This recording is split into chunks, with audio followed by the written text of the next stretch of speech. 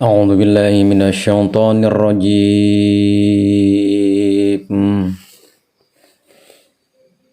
بسم الله الرحمن الرحيم.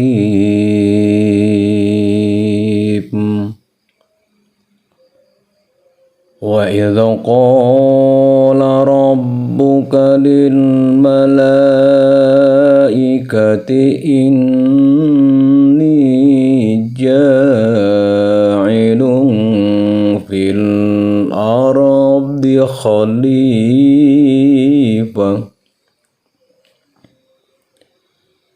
قالوا أتجعل فيها من يفسد فيها ويسفك الدماء ونحن نسبح بحمدك ونقدس لك قال إني أعلم ما لا تعلمون.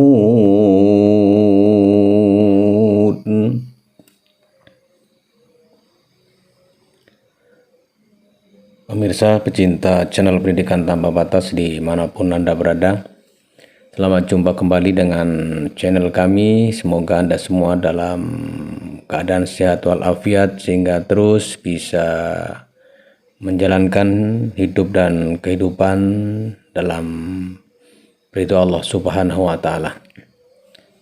Di pertemuan ini kembali channel Pendidikan Tanpa Batas berbagi informasi tentang pendidikan tanpa batas, yakni kita coba untuk bersama-sama mengingat kembali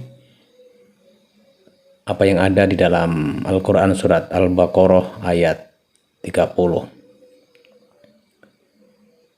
Bismillahirrahmanirrahim. Wa idza qala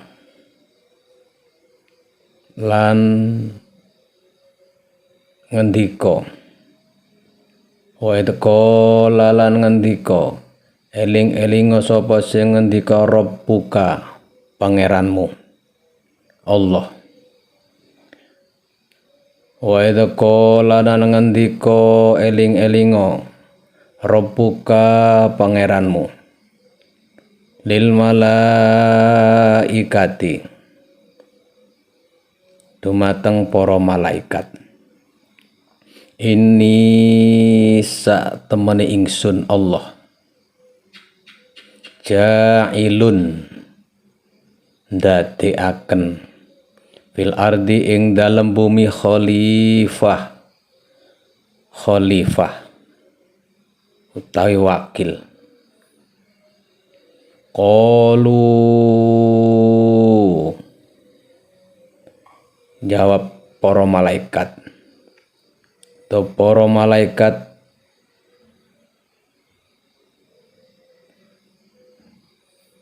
jawab utawi ngaturaken. Qalu berkata para malaikat, ataja'alu napa panjenengan Allah badhe ndadekaken, napa panjenenganipun Allah badhe ndadekaken fiha ing dalem bumi man sapa wong yufsidu kang bakal rusak fiha ing dalem bumi wayasfiku lan arep numpahaken apa sing ditumpahaken adima getih. Wa nahnu lan kami para malaikat nusabbihu bertasbih bihamdi kalan memuji panjenengan ya Allah. Wa nuqaddisulak lan kami para malaikat ugi sampun nyuciaken panjenengan. Qala ngendika Allah, qala ngendika Allah, ini setemene ingsun Allah a'lamu ingsun luwih ngaweruhi. A'lamu Allah ingsun Allah ngaweruhi ma utai barang la sing ora. Ta'lamuna para malaikat kabeh mangerteni. Pemirsa pecinta channel Pendidikan Tanpa Batas, surat Al-Baqarah ayat 30 ini mengisyaratkan kepada kita semua bahwa ingatlah ketika Tuhanmu berkata kepada para malaikat, aku ingin menjadikan khalifah di bumi. Lalu mereka bertanya, para malaikat, apakah engkau ya Allah hendak menjadikan orang yang merusak dan menumpahkan darah di sana? Padahal kami, para malaikat bertasbih memuji dan mensucikan namamu. Lalu Allah berkata, Allah berfirman, sungguh aku, kata Allah, mengetahui apa yang tidak kalian ketahui. Pemirsa, kalau kita coba memahami surat Al-Baqarah ayat 30 ini, sama-sama kita mafhum dan kita ketahui bahwa ayat yang ke-30 ini merupakan salah satu dari sekian banyak ayat-ayat yang mutasabih, yang artinya banyak dan perlu pemahaman dari berbagai sumber.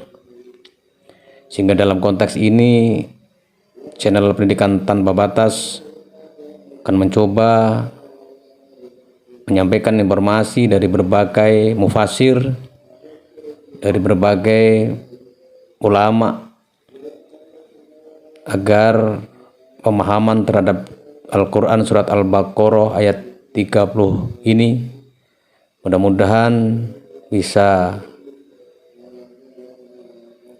bermanfaat untuk kita semua dalam rangka untuk meningkatkan keimanan kita kepada Allah Subhanahu wa Ta'ala.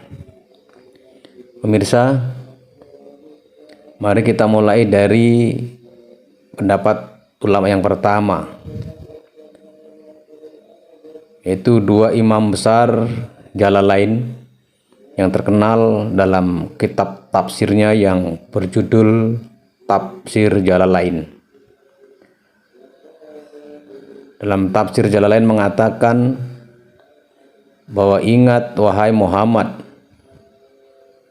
ketika Tuhanmu berkata kepada para malaikat, aku ingin menjadikan khalifah di bumi yang akan menggantikanku, yang menjadi wakilku, kata Allah, dan melaksanakan ketentuanku di dalamnya, yaitu yang bernama Adam. Lalu mereka bertanya para malaikat, apakah engkau ya Allah hendak menjadikan orang yang merusak dengan tindakan maksiatnya dan menumpahkan darah, menuangkannya melalui pembunuhan sebagaimana dilakukan bangsa jin? Mereka awalnya adalah penghuni bumi, tetapi ketika mereka berbuat kerusakan, Allah mengutus malaikat untuk mengusir mereka ke pulau-pulau dan pegunungan yang ada di sana.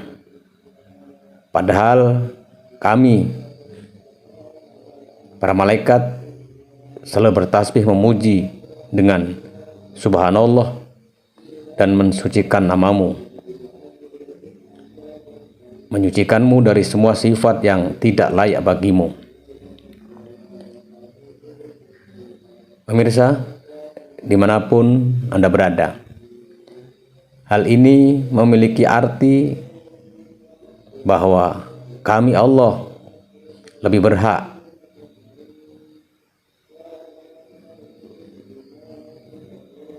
lebih mengetahui dari apa yang engkau wahai para malaikat tidak diketahui. Sungguh aku, kata Allah, mengetahui apa yang tidak kalian ketahui. Aku mengetahui, kata Allah, kemaslahatan dalam mengangkat Adam sebagai penggantiku di bumi. Keturunan Adam terdiri atas hamba-hamba yang taat dan juga ada hamba yang maksiat, sehingga keadilanku tampak di tengah-tengah mereka. Lalu malaikat kemudian menyambut, Tuhan kami tidak menciptakan makhluk yang lebih mulia dari kami, kata malaikat, dan lebih tahu karena kehadiran kami yang lebih awal darinya, dan penglihatan kami pada apa yang tidak dilihat olehnya. Lalu Allah Subhanahu wa Ta'ala kemudian menciptakan Adam dari permukaan bumi.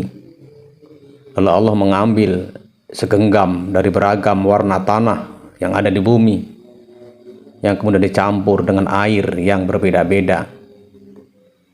Lalu Allah menyempurnakan dan meniupkan ruh padanya. Lalu ia menjadi makhluk hidup yang merasa setelah sebelumnya adalah benda mati. Pemirsa, pecinta channel Pendidikan Tanpa Batas, itulah dalam tafsir jalan lain memberikan penjelasan tentang apa-apa yang ada di dalam surat Al-Baqarah ayat 30 yang merupakan salah satu ayat yang mutasabih. Pemirsa, mari kita juga perhatikan pendapat yang kedua yang sebagaimana ada dalam tafsir Al-Baghawi yang berjudul Ma'alimut Tanzil fi Tafsir wa Ta'wil. Di dalam tafsir Al-Baghawi diceritakan bahwa yang dimaksud oleh malaikat dengan mereka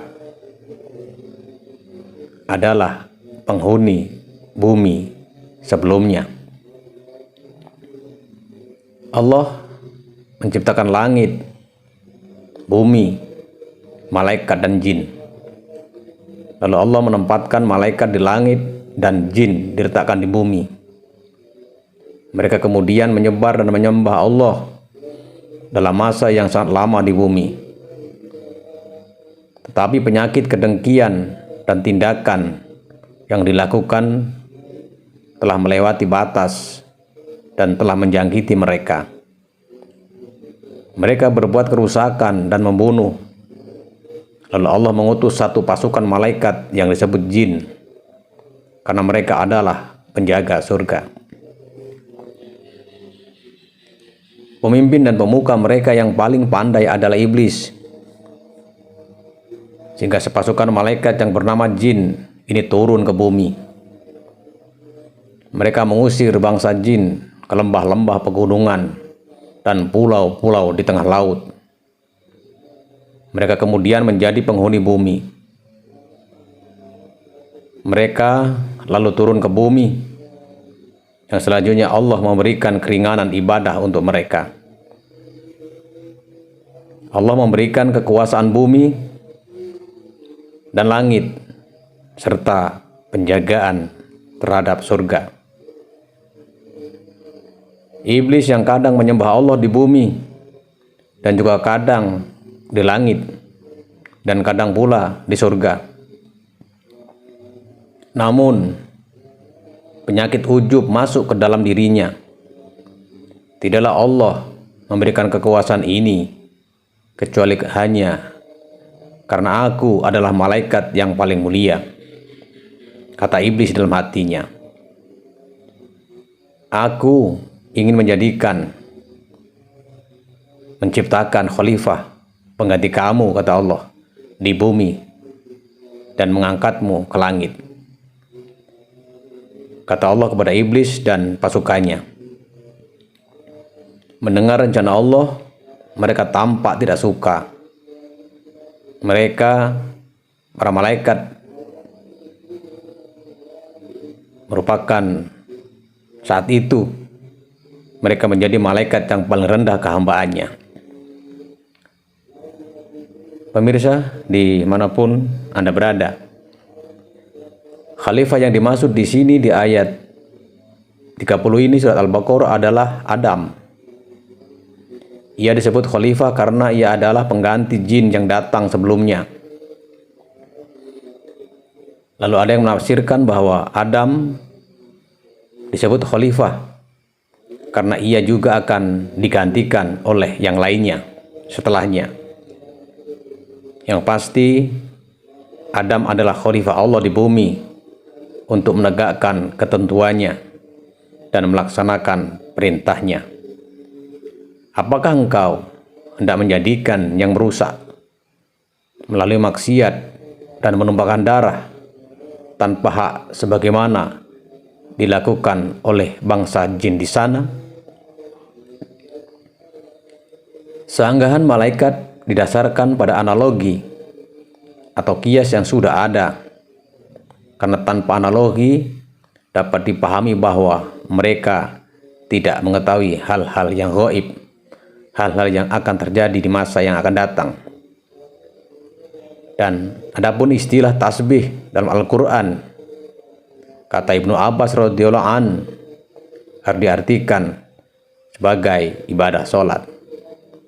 Padahal kami mensucikan namamu, kata malaikat, dengan bersuci. Pemirsa, dimanapun Anda berada, ada ulama yang menafsirkan kami mensucikan diri melalui ibadah sebagai bentuk ketaatan padamu. Para malaikat mensucikan diri ada sebagai bentuk ketaatan ibadah kepada Allah Subhanahu wa Ta'ala. Sanggahan malaikat pada surat Al-Baqarah ayat 30 ini, kata Imam Al-Baghawi, mengutip sebagian ulama tafsir, bukan bermakna penentangan atau ujub atas amal mereka, tetapi sanggahan heran dan mencari hikmah jawaban di balik rencana Allah Subhanahu wa Ta'ala. Allah berfirman, sungguh aku Allah mengetahui apa yang tidak kalian ketahui, yakni dalam penciptaan Adam adalah ada kemaslahatan di dalamnya. Aku, kata Allah, mengetahui bahwa di tengah keturunan Adam ada dari mereka yang berbuat taat dan menyembahku, yaitu para nabi, para wali, dan para ulama. Meski sebagian ulama mengatakan, aku mengetahui bahwa di tengah kalian ada yang berbuat durhaka kepadaku, yaitu iblis. Sebagian ulama lainnya, kata Imam Al-Baghawi, mengatakan, aku mengetahui bahwa manusia kelak akan berdosa dan aku, kata Allah, mengampuni mereka.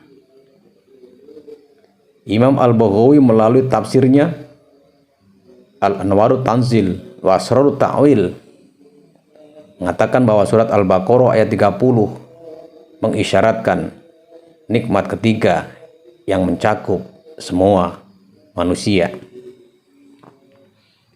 Pemirsa pecinta channel Pendidikan Tanpa Batas, penciptaan, pemuliaan, dan pengutamaan terhadap Adam alaihissalam di atas. Malaikat melalui perintah Allah kepada mereka. Malaikat diperintah Allah agar bersujud pada Adam. Merupakan nikmat yang bersifat umum untuk keturunan Adam alaihissalam. Pada surat Al-Baqarah ayat 30 itu, pengutaran Allah atas rencananya menjadikan khalifah kepada malaikat bermanfaat sebagai bentuk pengajaran musyawarah, pengagungan zat yang akan diciptakan. Jawaban Allah di atas menunjukkan malaikat bahwa hikmah itu menuntut penciptaan makhluk, yaitu manusia, yang lebih kebaikannya karena meninggalkan kebaikan yang banyak hanya karena ada sedikit keburukan, merupakan keburukan yang begitu besar. Pemirsa, pecinta channel Pendidikan Tanpa Batas, bahwa sangkaan malaikat pada surat Al-Baqarah ayat 30 ini, kata Imam Al-Baghawi kembali mengatakan bahwa bukan bermakna penentangan terhadap Allah yang Maha Kuasa atau menuduh kekurangan Nabi Adam alaihissalam atas jalan ghibah, tetapi sanggahan heran dan mencari hikmah jawaban di balik rencana Allah Subhanahu wa Ta'ala itu.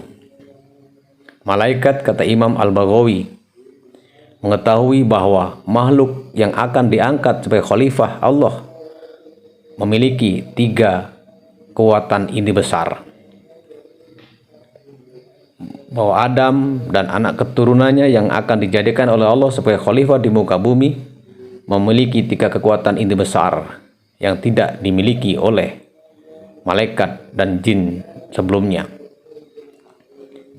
Kekuatan yang pertama adalah kekuatan syahwat dan kekuatan ghadab yang membawa mafsadat dan pertumpahan darah. Dan kekuatan kedua adalah kekuatan akal yang menghantarkan mereka pada pengetahuan. Dan kekuatan yang ketiga adalah berupa ketaatan. Pemirsa, dimanapun Anda berada, pendapat yang ketiga tentang memahami Al-Quran surat Al-Baqarah ayat 30 ini, Imam Ibnu Katsir yang mengutip Al-Qurtubi mengatakan bahwa sanggahan malaikat bukan menunjukkan penentangan mereka terhadap Allah atau semata kedengkian mereka terhadap manusia. Aku, kata Allah, akan menjadikan para nabi dan rasul yang kuutus kepada manusia dari keturunan Adam alaihissalam sendiri. Di tengah mereka, Adam alaihissalam dan keturunannya, juga terdapat golongan as-siddiqin, golongan syuhada, golongan orang-orang soleh, para abid, dan orang-orang zuhud. Ada para wali, ada kelompok abror, muqarrabin, ulama amilin, mereka yang khusyuk, orang-orang yang memiliki mahabbah luar biasa kepada aku, kata Allah, dan para pengikut rasul-rasulku, kata Imam Ibnu Katsir. Lebih lanjut, Imam Ibnu Katsir mengutip riwayat sahih hadis Rasulullah SAW, di mana Rasulullah SAW bersabda, malaikat naik ke langit membawa amal hambanya di bumi. Allah bertanya kepada mereka, meski dia, Allah, telah mengetahui, bagaimana kalian meninggalkan para hambaku? Mereka malaikat menjawab, kami mendatangi mereka. Mereka sedang melakukan sholat. Kami, kata malaikat, meninggalkan mereka. Mereka juga sedang melakukan sholat. Malaikat datang ke tengah kita silih berganti, membawa amal manusia pada siang dan malam. Mereka hadir pada sholat subuh dan sholat asar. Sekelompok dari mereka,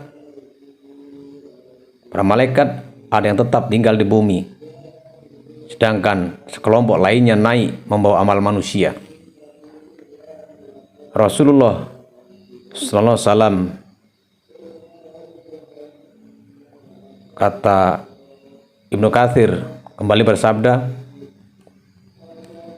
ada malaikat yang bertugas mengangkat amal malam hari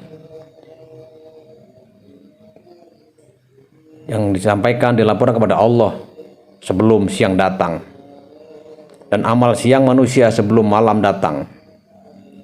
Jawaban mereka, kami mendatangi mereka. Mereka, Adam dan anak cucunya, sedang melakukan sholat.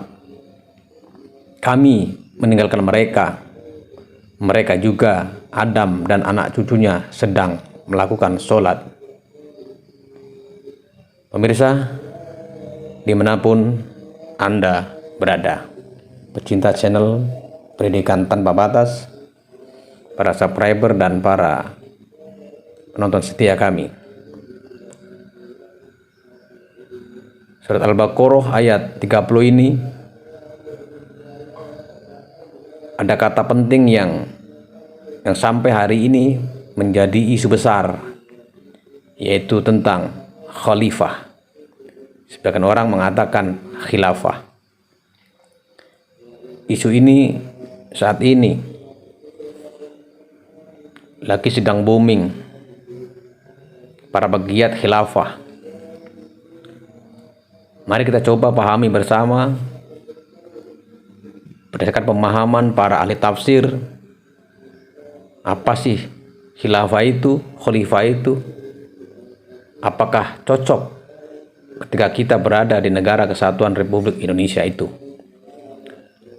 Imam Al-Qurtubi, seperti dikutip Imam Ibnu Katsir, menjadikan surat Al-Baqarah ayat 30 sebagai dalil atas kewajiban pembentukan pemerintahan khalifah untuk menghentikan perselisihan, memutuskan sengketa di tengah masyarakat, menuntut orang-orang zalim atas hak orang yang terzalimi, menegakkan hukum, memberikan sanksi atas tindakan keji, dan menyelesaikan masalah penting lainnya yang tidak mungkin terlaksana tanpa pemerintahan. Pembentukan pemerintahan dalam pemahaman khalifah dapat dilakukan berdasarkan nas, penunjukan, bergantian melalui suksesi jalur musyawarah oleh orang-orang soleh, kesepakatan ahlul hal wal aqdi, pembaiatan atau penundukan secara paksa. Mari kita pahami bahwa dalam konsep khilafah, kata Imam Ibnu Katsir, pemimpin harus seorang laki-laki, baligh, berakal, muslim, memiliki integritas, memiliki kualitas intelektual sebagai seorang mujtahid, memiliki penglihatan yang awas, memiliki organ tubuh yang lengkap dan berfungsi, menguasai ilmu peperangan. Dalam konteks ini, sejumlah ulama mengatakan berdarah Quraisy meski tidak disyariatkan Bani Hashim dan tidak disyariatkan Maksum sebagaimana kelompok Syiah ekstrim, Hulat, dan Rafidah. Kalau pemerintah atau imam berbuat fasik, ulama berbeda pendapat perihal kemakzulannya. Kata Imam Ibnu Katsir, tetapi pendapat sahih mengatakan ia tidak dimakzulkan berdasarkan hadis sahih, kecuali jika kalian melihat dia kafir secara nyata. Adapun pembentukan dua atau bahkan lebih pemerintahan, imamah atau khalifah di atas muka bumi, ulama berbeda pendapat. Sebagian ulama mengatakan tidak boleh membentuk dua atau lebih pemerintahan khalifah, dalam arti pemerintahan di dalam pemerintahan. Imam Haromain dari Abu Ishaq, kata Imam Ibnu Katsir, menyebutkan kebolehan pembentukan dua atau bahkan lebih pemerintahan yang sah bila mana suatu daerah terlalu luas atau berjangkau satu sama lain, seperti pemerintahan Khalifah Bani Abbasiyah di Irak, dinasti Fatimiyah di Mesir, dan dinasti Bani Umayyah di Maghrib di satu zaman yang bersamaan.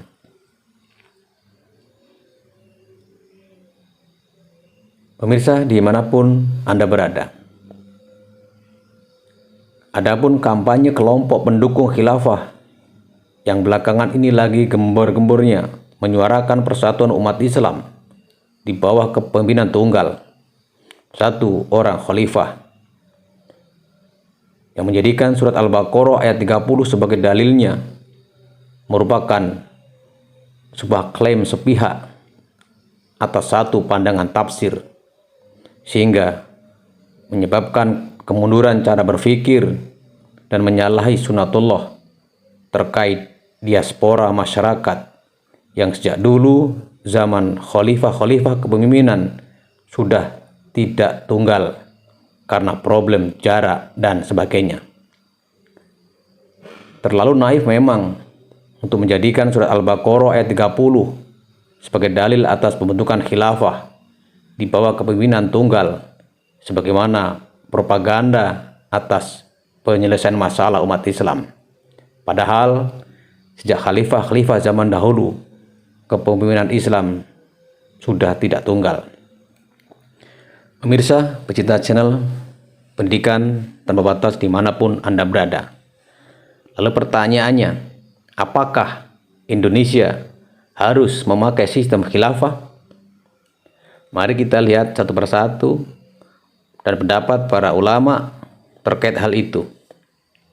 Indonesia adalah negara kesatuan Republik Indonesia yang dalam konsep berdirinya sejak 1945 berasaskan kebersamaan dari keanekaragaman dalam sebuah wujud persatuan dan kesatuan.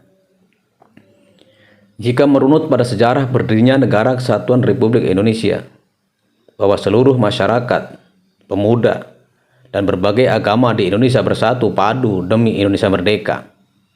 Walaupun memang notabene yang berkiprah mayoritas para pendiri NKRI adalah para ulama yang beragama Islam. Perhatikanlah sosok para pendiri NKRI seperti Syekhona Ki Haji Hasyim Asy'ari, Ki Haji Wahab Asbullah, Ki Haji Ahmad Dahlan, Haji Umar Said Cokroaminoto, dan seabrek pendiri bangsa yang nasionalis seperti Insinyur Soekarno, Bung Hatta, Bung Tomo, dan lain-lain. Mereka bersatu padu dalam konteks kebersamaan yang sejak lama memperhatikan dan menjunjung tinggi kemajemukan dan keanekaragaman Indonesia, sehingga semua telah terbentuk. Mereka semua adalah bangsa Indonesia dan berhak menikmati hidup di negaranya sendiri. Tidak laik jika Indonesia harus menjadi negara Islam, karena dalam konsep berdirinya negara kesatuan Republik Indonesia, seluruh komponen bangsa Indonesia bersatu padu dari keanekaragaman. Mungkinkah mereka harus disingkirkan atas dasar perbedaan? Pemirsa, dimanapun Anda berada, dalam konsep ini, biarkanlah bahwa Indonesia adalah negara kesatuan Republik Indonesia dengan seabrek keanekaragaman, kemajemukan, namun dalam konsep persatuan dan kesatuan yang berbineka tunggal ika, berbeda-beda tetapi tetap satu jua. Itulah Indonesia. Pemirsa pecinta channel Pendidikan Tanpa Batas, lihat kembali sejarah masa lalu, bagaimana Darul Islam, Tentara Islam Indonesia, DITI, pimpinan Soekarmaji Marijan Kartosuwiro, Soekarmaji Marijan Kartosuwiryo, yang dahulu pernah mencoba ingin menjadikan Indonesia menjadi negara Islam. Mereka tak berhasil dan selamanya tak akan pernah berhasil. Karena Indonesia adalah negara kesatuan Republik Indonesia yang sejalan dengan keberagaman bangsa Indonesia, meskipun mayoritas adalah beragama Islam. Namun bukan berarti harus menjadikan Indonesia menjadi negara Islam, walaupun Indonesia adalah mayoritas Islam. Dalam konteks ini, dapat kita pahami bahwa terbentuknya negara kesatuan Republik Indonesia oleh para pendiri bangsa telah sejalan dan tidak mengingkari apa yang ada di dalam ajaran Islam. Meskipun tidak harus memaksakan dalam bentuk khilafah seperti yang sedang booming dipropagandakan oleh para pegiat khilafah. Yang di Indonesia jelas konsep khilafah tidak mungkin akan ada.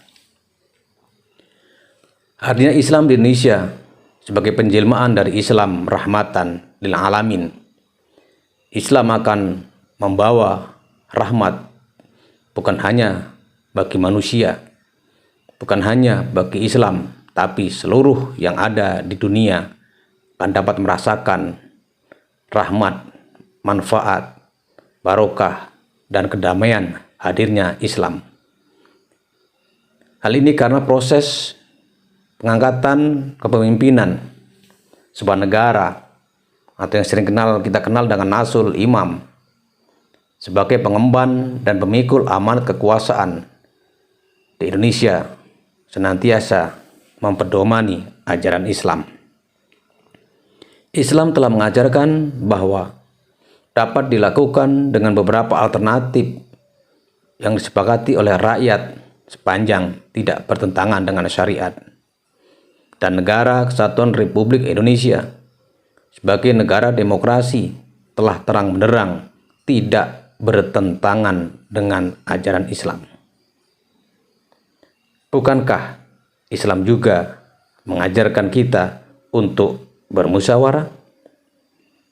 Sebuah negara harus dibangun dengan nilai-nilai luhur keislaman yang meliputi nilai keadilan atau yang sering kita kenal dengan adalah, nilai kejujuran yang kita kenal dengan amanah, dan nilai kebersamaan yang kita sebut dengan asyura.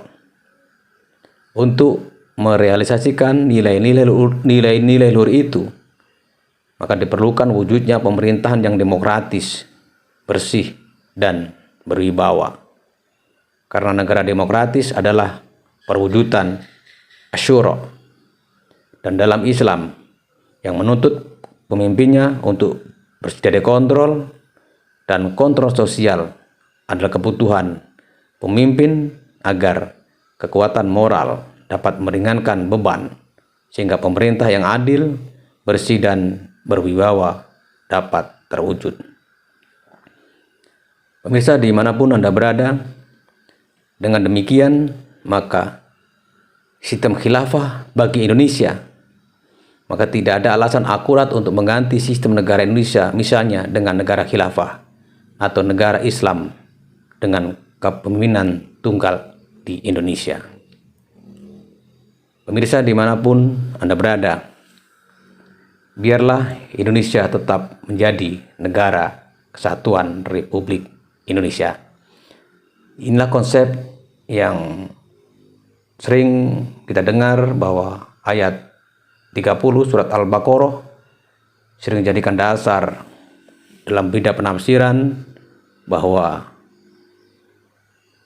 perlunya atau tidaknya terhadap pembentukan negara khilafah. Yang jelas para ulama sepakat untuk di Indonesia, maka konsep khilafah maka sangat sulit dan tidak mungkin akan dapat diwujudkan di negara Kesatuan Republik Indonesia yang sudah lama berdiri dengan sistem demokrasi yang bermusyawarah yang telah disepakati oleh rakyat Indonesia. Pemirsa dimanapun Anda berada, demikian yang dapat saya informasikan, semoga bermanfaat bagi kita semua. Mohon maaf atas segala kekurangan. Wallahul muwaffiq ila aqwamit thoriq. Assalamualaikum warahmatullahi wabarakatuh.